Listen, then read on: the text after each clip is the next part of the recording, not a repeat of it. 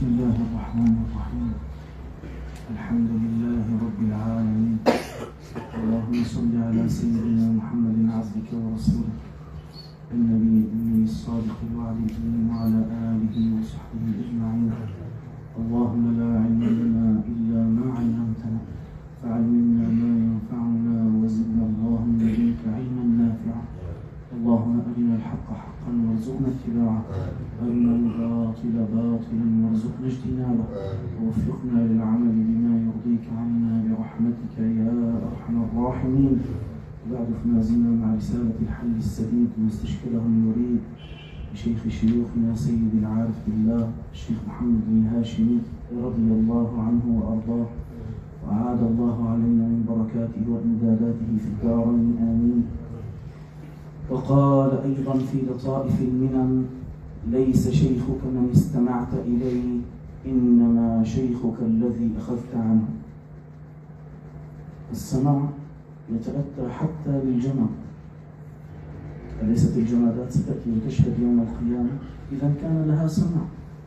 فالذي اجتمع بالقوم رضي الله عنهم واستمع لكلامهم ولم ينفعل ولم يتأثر بحقائقهم ومعارفهم وعلومهم، فهذا شأنه شأن الجماد، بل ربما كان الجماد أكثر تأثرا منه، بدليل فما بكت عليهم السماوات.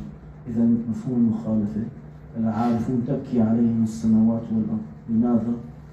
قال: لأنها تحس بهم، بل جاء في الأثر من كان يروي لنا سيدنا الشيخ مصطفى التركماني رحمه الله، قال: إن الأرض لتفتخر على الأرض فتقول: أنا مر اليوم علي رجل صالح، فهل مر اليوم عليك رجل صالح؟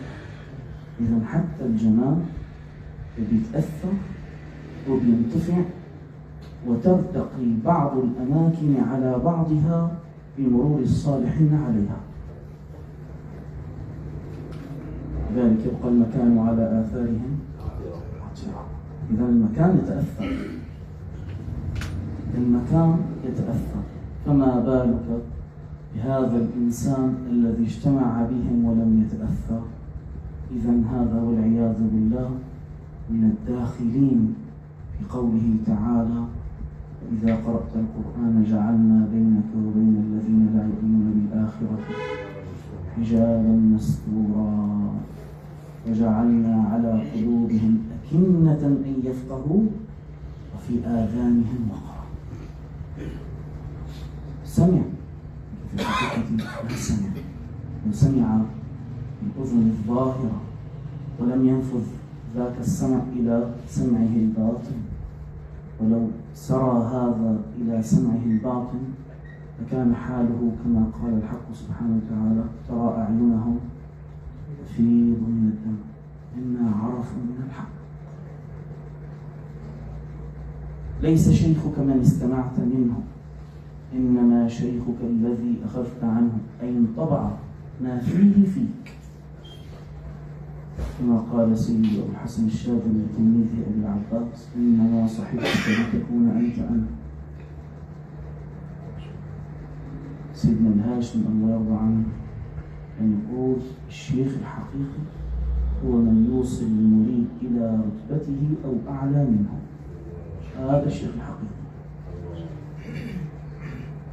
إذا واجهه مريد صادق والله ما يلبث إلا أياما وقد صار نسخة عن شيخه، وفي بعض ما يحتاج أيام، نظرة واحدة، لكن يكون في استعداد عالي جدا عند المريد، نظرة واحدة. أمسكنا نظرة منك يا سؤلي ويا أملي، نظرة منك يا سؤلي ويا أملي. وليس شيخك من واجهتك عبارته، وإنما شيخك الذي سرت فيك إشارته. وليس شيخك من دعاك إلى الباب، وإنما شيخك من رفع بينك وبينه الحجاب.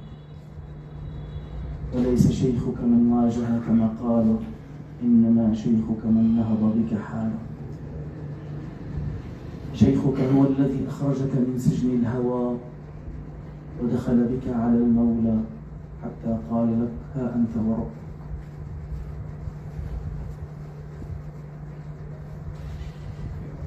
شيخك هو الذي ما زال يجلو مرآة قلبك حتى تجلت فيه أنوار ربك. نهض بك إلى الله فنهضت إليه، وسار بك حتى وصلت إليه، ولا زال محاذيا لك يأخذ بيدك كلما زلت بك القدم يأخذ بيدك، ولا زال محاذيا لك حتى ألقاك بين يديه فزج بك في نور الحضرة وقال ها أنت وربك. هناك محل الولاية من الله ومواطن الإمداد من الله وبساط التلقي من الله. ثم قال بعد كلام أيضا وإنما يفعل بهم ذلك لأن قوة النفس معينة لصاحبها على مراده، والله تعالى ينفع العبد بنيته على قدر همته. التجليات بحسب الاستعداد. وإذا أردت ورود المواهب عليك فصحح الفقر والفاقة لديك. فلذلك تجد المسلك واحدا والفتح مختلفا. سبحان الله، الشيخ يكون نفسه لكن بيجي مريد عالي الهمة صادق في الطلب عالي الأدب، همته تفوق السماوات والأرض والعرش والكرسي، وعنده اعتقاد سليم وعنده تسليم وانقياد. هذا لا يحتاج إلا إلى بعض من الأذكار. قال فلذلك تجد المسلك واحدا والفتح مختلفا، تسقى بماء واحد ونفضل بعضها على بعض في الأخرى. تسقى بماء واحد والزهر الماء بنفسه بينزل هو، لكن إما أن يخرج نبات طيب وإما أن يخرج نبات خبيث. المشكلة في الماء ولا المشكلة في النبات؟ معناها النبات هذا المعبر عنه بتربة قلب المريد، إما أن تؤثر فيه وتفلح في هذه المذاكرات والحقائق، وإما والعياذ بالله أن يصده الحق سبحانه وتعالى بسبب استكباره فيه بغير الحق. قال الله تعالى سأصرف عن آياتي. قال هذا في شأن الأشجار النابتة، فكيف بالحقائق العرفانية؟ وما صحب أحد قط وليا إلا نال منه ما تقضي همته. شو همتك؟ تستفيد على قدر همتك، وعلى قدر همة الطالب سيكون. فإن وافقت نيته أي نية المريد همته يعني همة الشيخ حصل الانتظام، وإلا وقع الاختلاف.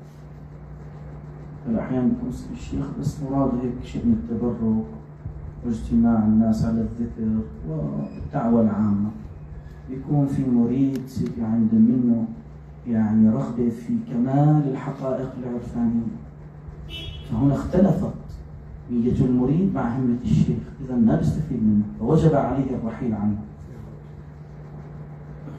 ثم قال قلت عجيب يعني يشرح الكلام، يعني أن نية المريد إن وافقت همة الشيخ وقع الانتظام في سلك الشيخ ولحق به، وإن كانت نية المريد مخالفة بهمة الشيخ بأن تكون نيته التبرك فقط أو دخل معه على حرف من الحروف. شفنا سيدي أناس دخلوا الطريق والله أرادوها للصدارة والوجاهة، أول ما دخل الطريق على طول صار إيش يتلمس الإجازات يمنة ما يسرى. أنت الآن دخلت في الطريق، شو بدك في الإجازة؟ ماذا تغني عنك هذه الإجازة؟ أهل الله الكاملون أرغموا إرغاما على قبول هذه الإجازة. والله إرغاما، وهددوا بالسلب لو لم يقبلوا. الله.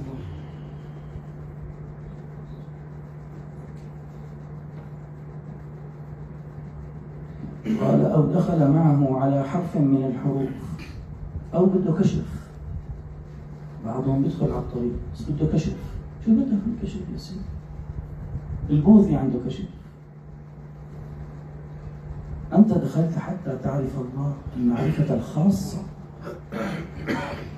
دخلت حتى لا تشهد في هذا الوجود إلا واجب الوجود، دخلت في هذا الطريق حتى تتكمل فيك الأذواق بعد أن حسنت منك الأخلاق، حتى تصير محمديا، نسخة محمدية كاملة. من رآك رأى فيك رسول الله صلى الله عليه وسلم. هذا أنت دخلت هذا، ما دخلت العلل. الله يا عبد الغرض لا تندرج في من صفى بالصدق عالج ذا المرض عساك تحظى بالشفاء. ليس من لوح بالوصل له كالذي سير به حتى وصل، لا ولا الواصل عندي كالذي طرق الباب وللدار دخل، لا ولا الداخل عندي كالذي ساره فهو للسر محل، لا ولا من ساره كالذي صار إياهم فدع عنك العلم. وهمة الشيخ فيه الوصول، ذات نيته التبرك أو عنده علة من العلم، الشيخ همته أن يوصلك إلى الله. قال فإنه يقع باختلاف ولا ينال منه إلا ما نوى. من كانت هجرته إلى الله ورسوله فهجرته إلى الله ورسوله، ومن كانت هجرته لدنيا يصيبها أو امرأة ينكحها فهجرته إلى ما هاجر إليه.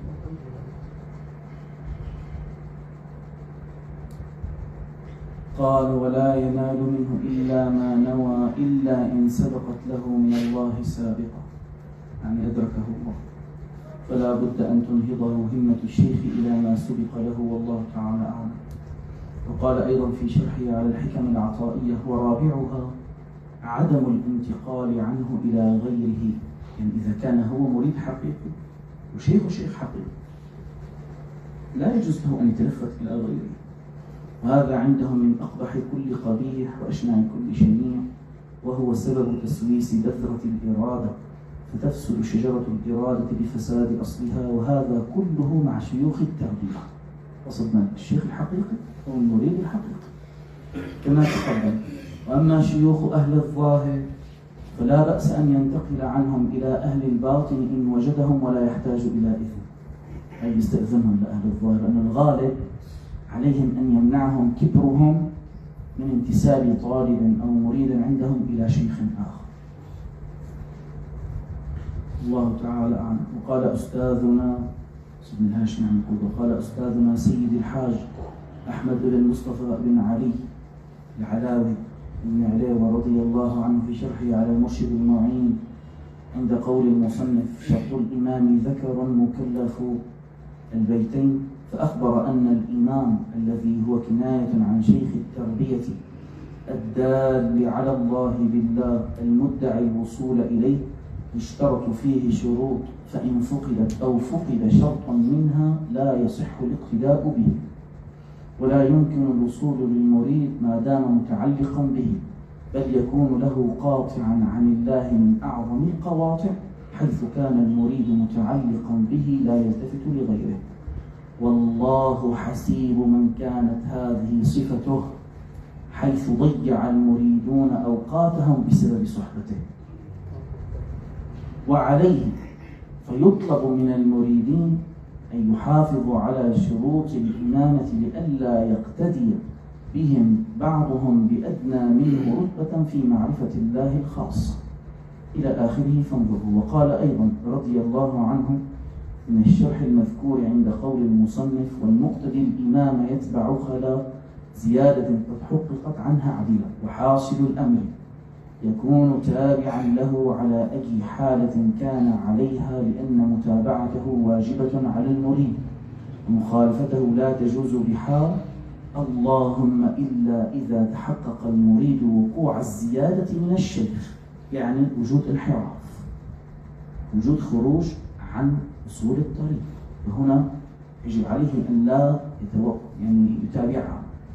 أو المراد بالزيادة أن يكون الشيخ مطولا للطريق على المريد. الله يرحم سيدي الشيخ كمان كان يقول لي سيدنا الهاشمي رضي الله عنه كان يختصر لنا الطريق وما يطول علينا، ودائما يزجنا في الحقائق زجا. قال لي أنا من لما كنت من 14 و 15 سنة الشيخ يحاكي لي الحقائق في أعمق ما يمكن. في بداية لما جاء سيدنا الهاشمي، جلس سيدنا الهاشمي في بيت سيدي أبو كمال، والده سيدي كمال، جلس سنة كاملة. قال لي كان سيدنا الهاشمي يعتني فيني يا أخي، لأنه اللي بدأنا نحن المجلس مع سيدنا الهاشمي كنا 4-5 أشخاص. كان الشيخ يبث فينا الحقائق. هذا العالم الكبير. قال: والمراد بالزيادة أي أطال عليه في الطريق وخاف المريد قصر العمر وهو لم يصل إلى الله واشتاق الوصول وأحس وجود الطول، ففي هذا الحال يجوز له أن يعدل عنه وينفصل، لكن بعد أن يخبر الشيخ بوجود الطول. يقول له: سيدي أنا مستعجل في الطريق، لكن الاستعجال إيش؟ المحمود. الاستعجال المحمود هو أن تأتي بالشروط والآداب والقواعد المقررة عند القوم، ثم تطلب الفتح الذي يقابل هذا الاستعداد. أما إذا كان الواحد ما قام بالاستعداد المطلوب والشيخ لا يزال يطلب منه وجود الاستعداد، فالخطأ من المريد لا من الشيخ. قال: لكن بعد أن يخبر الشيخ بوجود الطول ويعلمه بما وقع له، فإن أنصت له فبها، وإلا فليعدل عنه إلى من هو أقرب منه. وقال فيه أيضا: قال القوم رضي الله عنهم: ليس شيخك من دلك على الباب، وإنما شيخك من رفع بينك وبينه الحجاب وقال لك ها أنت وربك. فهذا هو الشيخ الذي يجب على المريد الانقياد إليه بظاهره وباطنه. فمن جاد على مريده بمثل هذا المعنى فلا بد من متابعته. وقد قيل: من بان عليك فضله وجبت عليك خدمته، ومن لا فلا. وقال أستاذنا المرحوم ذلك يعني بذلك سيدي ابن علي رضي الله عنه أن وفي نظمه: نصحت كل العباد خصوصا أهل البلاد، فمن كان في اجتهاد طالبا يريد الله يأتي ولو بالتجريب فله منا نصيب. هذا مسلك قريب أتانا من فضل الله، ننصح له في الطريق يجعلني فيها رفيق، نريه معنى التحقيق خالصا لوجه الله، يوافقني في أيام لا نطلب منه أعوام، فإن حصل المرام يكون عبدا لله. وقال الإمام الشاذلي رضي الله عنه: من أراد عز الدارين فليدخل في مذهبنا هذا يومين. قال: يوم يقطع به عقبات نفسه، ويوم يطوي وجود الأكوان فلا يجد إلا الحق عنده. وقال سيد ابن عجيبة رضي الله عنه في شرحه على المباحث الأصلية أثناء شرح قول المصنف: ذي بصر بالسير والمقيل. قال: أشار إلى شروط الشيخ، وأنه لا بد أن يكون بصيرا بأحوال السير، فيسير كل واحد على قدر طاقته وجهده، فليس يسير الصديق كالصادق، وليس الصادق كالمتردد، وليس المتردد كالمنكر، فيحمل الصديق من المجاهدة والخراب. الخراب هنا المقصود فيه إيش؟ يعني أن لا يلتفت إلى الحس، خراب الاعتناء بالظواهر. قال: فيحمل الصديق من المجاهدة والخراب والأذكار ما لا يحمل الصادق، ويحمل الصادق من ذلك ما لا يحمل المتردد، ويحتال على المنكر بالسياسة. يشطف معه حتى يسوق شوي شوي شوي. قال: حتى يربي له الصدق، وهكذا يسير مع كل أحد من القاصدين. وقال مولاي العربي الدرقاوي في رسائله: ومنها أي من الرسائل: فالسبب للفقير الذي لم يتربى للمربي هو عدم ارتحاله من عالم الحس إلى عالم المعنى. إن ما زال السون بإيش؟ بمحيطات الحس، مشغول بالأكوان، مشغول بالنفس، مشغول بالأهواء. قال: فلو كان في عالم المعاني لتربى، إذ لا يتربى إلا الموجود وهو الذي خلق في المعاني، وأما المعدوم فكيف يتصور أن يتربى وهو في العدم؟ فقد جرى على ألسنة الناس حتى يخلق نسميه. شو نسميه الولد؟ حتى يجي نسميه. شو يقولوا مثلا؟ حتى يجي الصبي. المقصود انه حتى يجي ايش؟ نسميه. فكذلك إذا لم يدخل المريد في عالم المعنى كيف يربيه الشيء؟ فإذا أردت أيها الفقير أن تربي من شئت فتسبب في ولادته في المعاني حتى تحصل له تسليك بحر المعاني. فإذا حصل فحينئذ ربه، فإنه يتربى لك إلى آخر ما قاله رضي الله عنه: وكان الفراغ منها. المنصب الهاشمي رضي الله عنه في نهاية هذه الرسالة قال: وكان الفراغ منها في 21 من ذي الحجة الحرام سنة 58 و300 وألف. الحمد لله الذي بنعمته تتم الصالحات. وأن الشيخ الهاشمي رحمه الله ألف هذه الرسالة، فجاء خليفته سيد الشيخ محمد سعيد البرهاني رضي الله عنه وجعل لهذه الرسالة ملحقا، وهذا الملحق هو بين قوسين تدعيم لما قاله الشيخ الهاشمي وبيان لآداب الشيخ والمريد وآداب الحضرة وآداب المنشد وكثير مما يتعلق بأحكام الطريق. ثم جاء واختصر بعض الوصايا من كتاب الوصايا لسيدي محي الدين رضي الله عنه. وهذا الملحق في هذه الوصايا والآداب لا يقل شأنا عن نفس الأصل. في الحقيقة أهل الله كلهم يتكلمون من مشكاة واحدة، لا نفرق بين أحد من الرسل. اللهم تقبل منا يا كريم، والحمد لله.